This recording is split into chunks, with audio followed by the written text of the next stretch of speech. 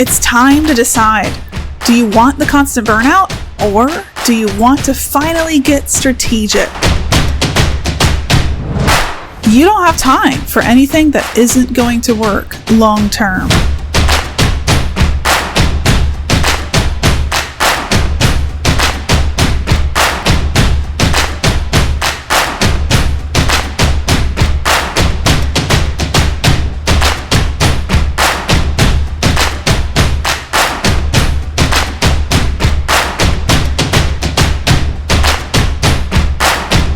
I want you to consider making it a yearly thing where you look back, you pinpoint all the mistakes, the time wasted, and then you pinpoint what actually really worked.